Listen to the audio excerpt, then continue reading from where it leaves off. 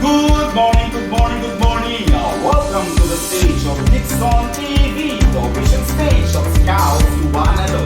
Narito po tayo ngayon sa Barangay 406, dito po yan sa may Sampaloc, Manila, upang makinig at manood ng nagaganap na Sunday meeting ng St. George Skills Philippines.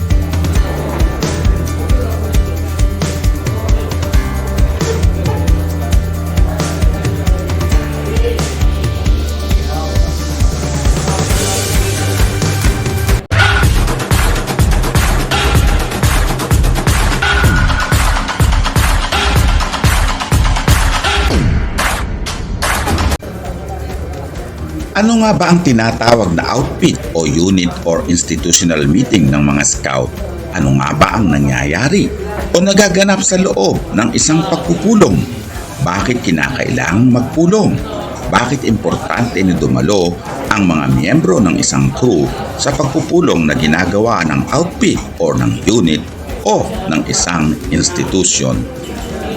Maagang tipon-tipon ang mga miyembro ng St. George Guilds Philippines sa kanilang headquarters na siya mismong tahanan ni Ginoong Florencio Antonio, ang siya ring institutional head ng St. George Guilds Philippines.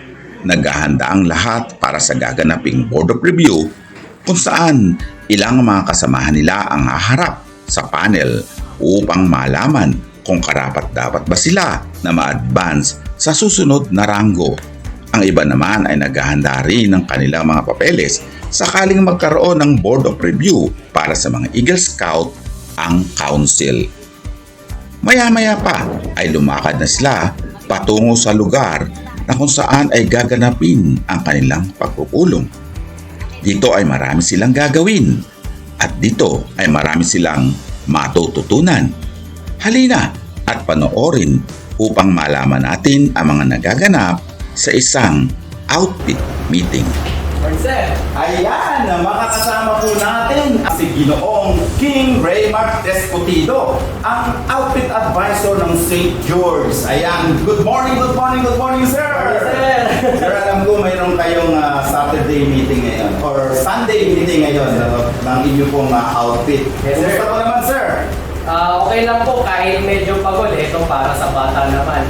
So, kaya tayo nandito kahit linggo para sa ating mga bata dahil itong ginagawa natin ay para sa kubuto ng bata at ng bansa na. Ayan, ang galing, sir, kasi kaya po ako nandito. Gusto ko po kasi malaman, lalo na ng ating mga manonood, kung ano po ba talaga ang nagaganap sa isang, ito po sa Sunday meeting po kayo, Yes, no? sir. Sa Sunday meeting. At ang ano po, ito po ang pinaka-headquarters nyo or dito po kayo nagko-conduct ng meeting. Ano po ito, sir? Ito po ay Barangay 460 Multipurpose Hall. Okay. Si Sir Flores po kasi ay dating kagawad. Kaya po kami napagbigyan na mag-conduct po ng aming 9th outfit meeting dito, sir, sa Sampaloc, Maynila. Okay, sir. Gusto ko lang matanong, ano po ba talaga ang tinatawag na sa inyo outfit meeting? Yes, or sir. unit meeting or ano po ba ang outfit meeting?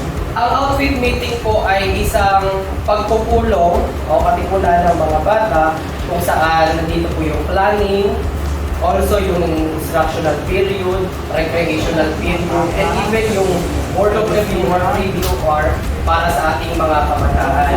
Yung ating mga members po, like dito sa ating night outfit meeting, yun po ang agenda ngayon. So dito po na pag-uusapan yung mga trail ahead, yung mga conclusions ng mga past activities, at yung mga ating mga ma-achieve in the near future.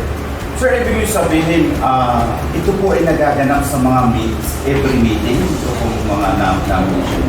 Yes, sir.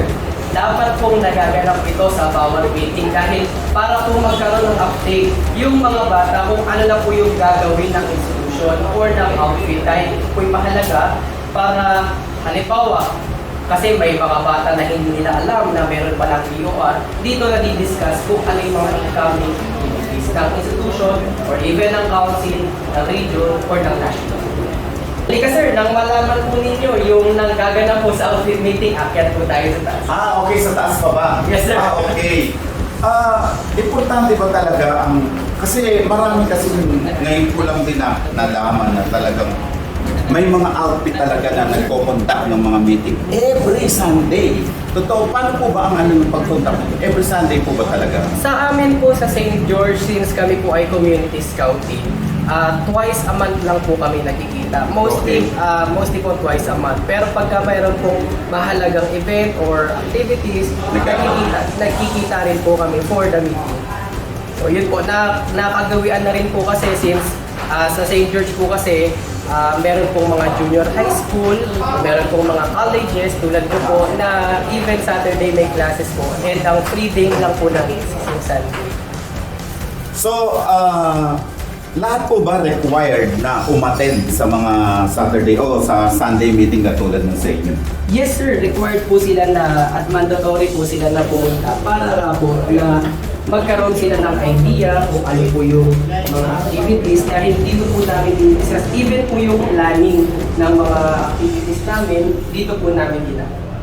So talaga, kasi ngayon, eto talaga nagulat lang ako na normally kasi nagtataka ako sa ibang mga outfit na wala silang mga meeting na nagaganap. So, itong ginagawa ng St. George ay talagang kumbaga regular. Although minsan sinabi mo na hindi siya talaga sasabihin natin every week or weekly. Minsan nasasabihin twice a month. Pero palagi kayo nagkakaroon talaga ng Yes po. Mahalaga po kasi ito dahil yung involvement po ng bata sa planning. Dahil ang Boy Scout po ay nakafocus sa leadership ng bata. Tayo po mga Scout Masters ay taga-gabay lamang po. So, yung pagpa-planning po every outfit meeting is pinangungunahan po ng mga bata. Meron po bang ano doon? Meron po bang nagaganap din po ba doon yung bawang board of review or advancement ng mga bata? Yes sir, tulad po ngayon sir, magkakaroon po kami ng BOR for Explorer wherein yung ating mga qualified na for Explorer ay haharap.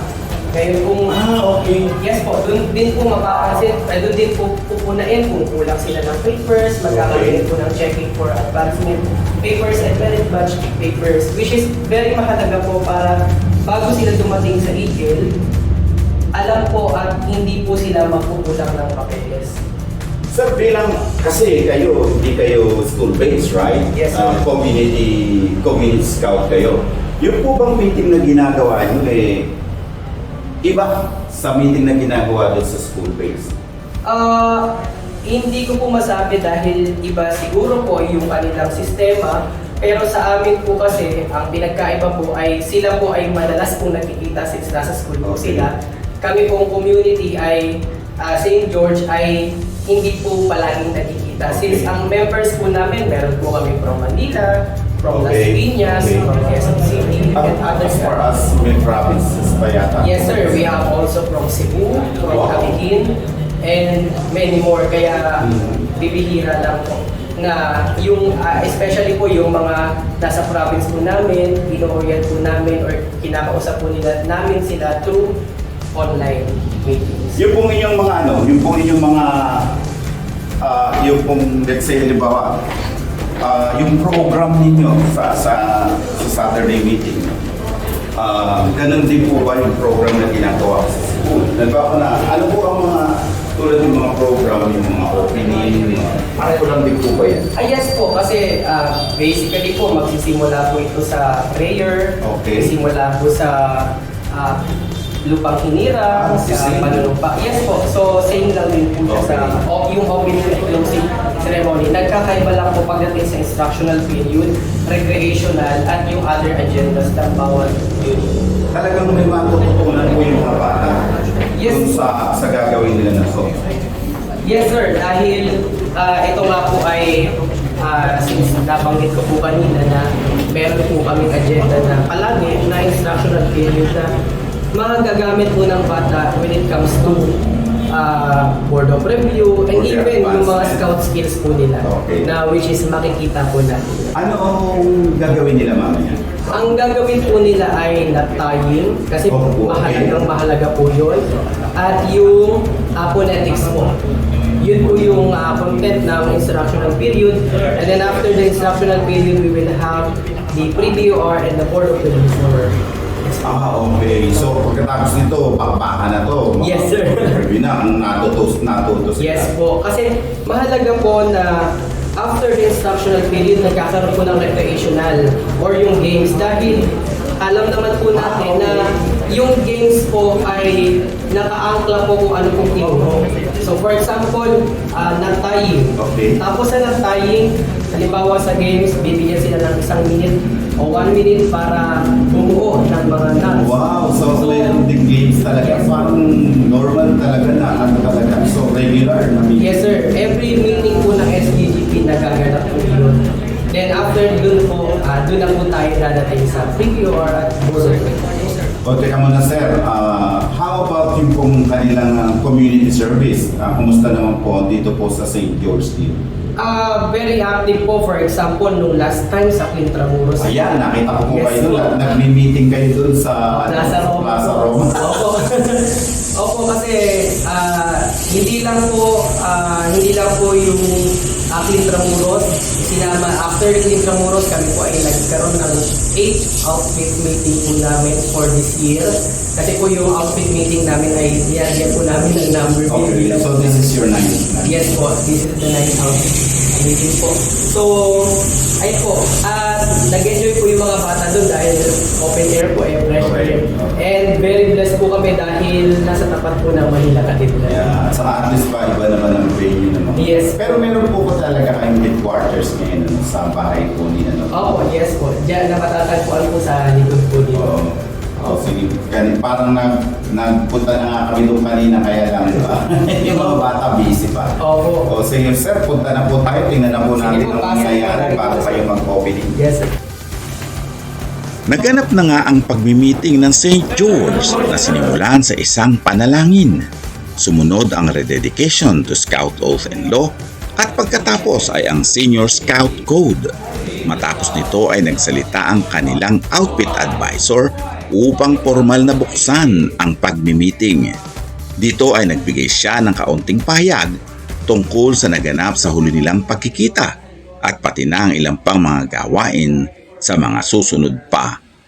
Inilatag niya rin ang agenda o mga bagay na pag-uusapan at gagawin sa nasabing pagpupulong tulad ng kanilang advancement kasama ang mga requirement na kailangan para makumpleto ang kanilang mga dokumento, ang pagsasanay sa ilang mga advanced na tying, mga bagay na may kinalaman sa mga paghahanda sa mga miyembro na dadalo sa World Scout Jamboree at ilang pang mga tatalakaying issue na may kinalaman naman sa kanilang community service.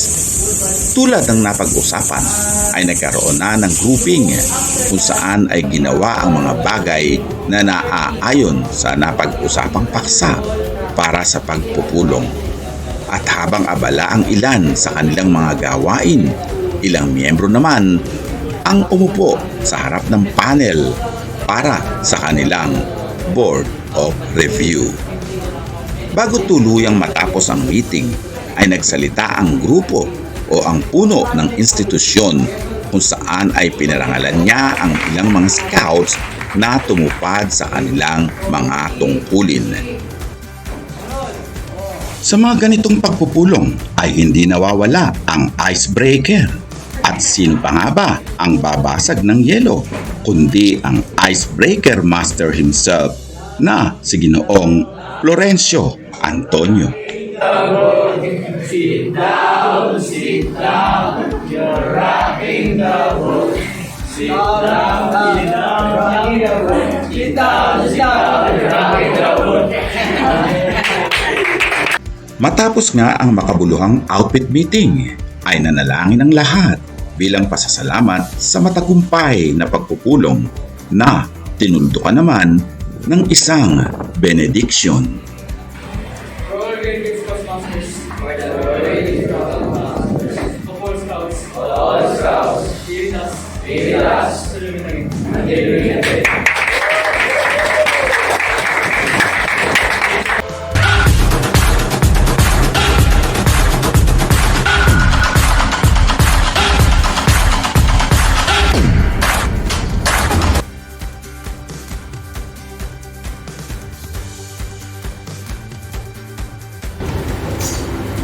Ayan, kasama po natin si Mark, si Terence, si Sol, at si Chris. Ayan, sila po ay mga bagong miyembro ng St. George Guild. Tatanungin natin sila, bakit nga ba napaka-importante ng Saturday meeting o Sunday meeting ng isang outfit? Okay, ikaw, tatanungin kita, ano ba ang kaimportansyahan ng isang meeting na katulad nito sa mga scouts na katulad mo? Well, sa tingin ko po is lahat po ng mga outfits and organizations of scouts po, eh dapat talaga nagko-conduct ng outfit meeting. Correct. Kasi hindi naman po pwede na through messages and digital methods lang po. Kumbaga, isa sa gawang organizational coordination po ng organization. Tama. And of course po, sa outfit meeting, doon po tayo lahat nagkakasama-sama and doon po nagkakaroon ng opportunity maituro po yung mga knowledge po ng scout. And dahil po doon is doon po tayo matututo and magkakaroon po ng relationships and legitimate bonds. Wow, ang galing! Okay, teka, ito, ano ba itong mga hawak niyo? Kuya, ito, ano ba itong hawak niyo yan? Para saan yan? Dahil po nandito po mga advisement paper at kailangan po ito ng mga scouts na yun dito po nilalagay mga important yung mga kapatid po. At so, ngayon ba magkakaroon kayo ng, ito yung ginagamit dito sa board of review, di ba? Meron kayong board of review ngayon? Yes po. For membership, possibly po for explore. Okay, for membership. Ang galing naman. O ikaw naman, bakit ka naman nandito sa St. George? Bakit, anong ginagawa mo ngayon dito? Kaya po ako nandito sa immersion para magpa-register ng official scout. Kaya po ako nandito sa po yung mga nangyayari po sa mga gusto ko matuto yung mga nangyayari po sa mga scouting.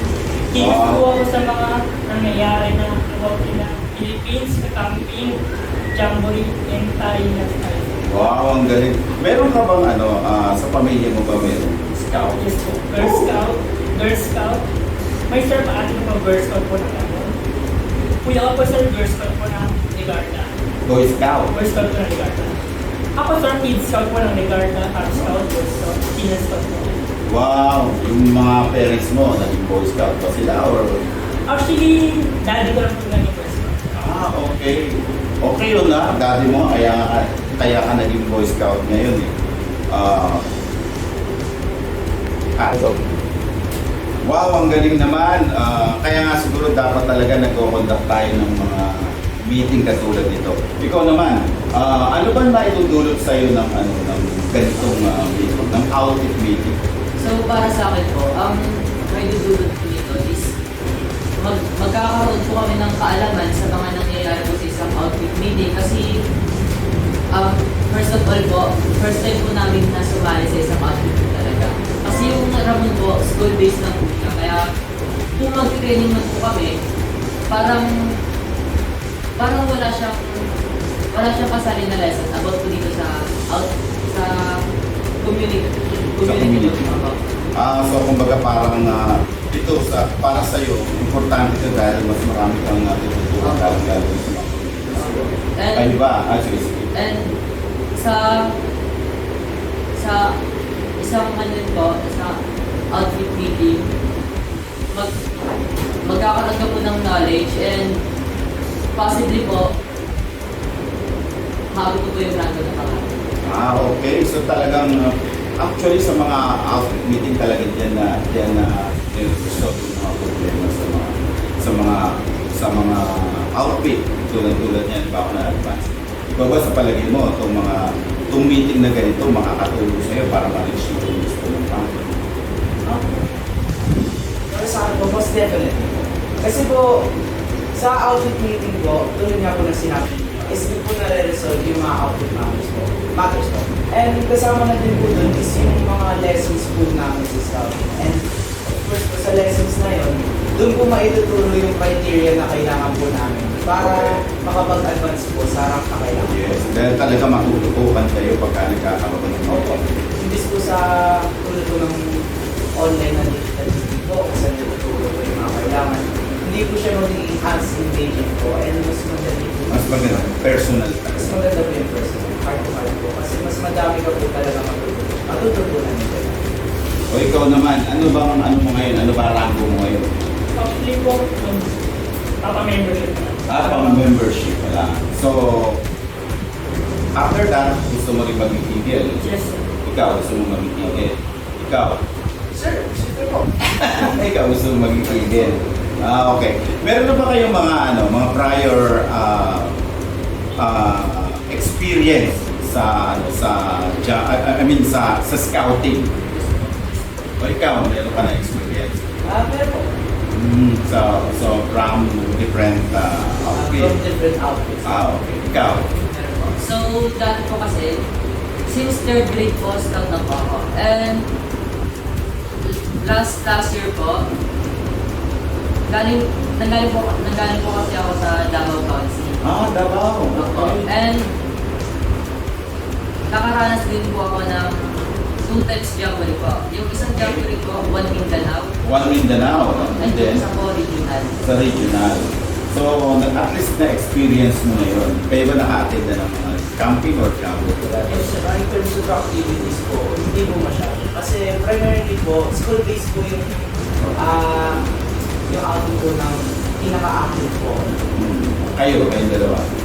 Dati lang po sa grade 6. Great. Camping. Ikaw? Baguhan lang. Hindi pa kayo naka-attend. Kasi yung tulad yan, yung Quezon City Council, nag-conduct yan ng tatlong jamboree. Yung Christmas Camp, yung Christmas nila, PP Camp, at sumunod nga yung 65th anniversary camp. Camping nun. Todo puro sa mga school ginawa. So, palagay nyo, ito, sa bagong venture nyo ngayon, ibig sabihin sa bagong sa bagong outfit na inyong pupuntahan ay matutupad ang inyong pangarap na ma-advance ang inyong scouting. Simulan natin sa'yo. Palagay mo ba ma-advance pa ang iyong scouting? Meron mo naman Ikaw? 100%? Oh, meron ito. Ikaw?